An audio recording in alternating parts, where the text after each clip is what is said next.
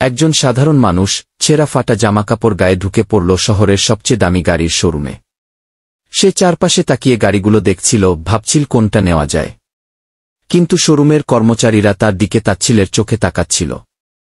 কেউ হাসছিল, কেউ বিরক্ত হয়ে মুখ ফিরিয়ে নিচ্ছিল।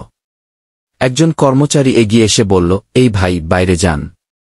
এখানে ঘোরাঘুরি করা নিষেধ। কি? লোকটি শান্ত গলায় বলল, আমি তো শুধু গাড়ি দেখছি ভাই, নিতে চাই একটা। কি? কর্মচারী হেসে বলল, আপনি গাড়ি কিনবেন? বাইরে যান, সময় নষ্ট কইরেন না। তাদের মধ্যে একজন ভালো মনের কর্মচারী এগিয়ে এসে জিজ্ঞেস করল, স্যার, আপনি কোন গাড়িটা দেখছিলেন? লোকটি হেসে বলল, এই লালটা ভালো লাগলো।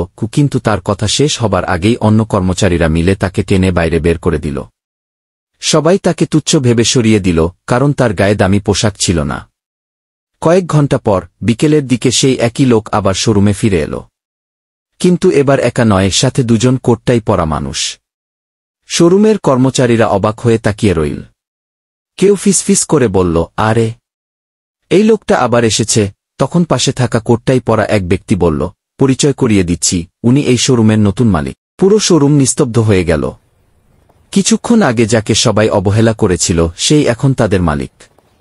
ছেঁড়া জামার আড়ালে লুকিয়েছিল এক সফল ব্যবসায়ী, যিনি দেখতে চেয়েছিলেন মানুষ আসলে পোশাক দেখে বিচার করে, না হৃদয় দেখে।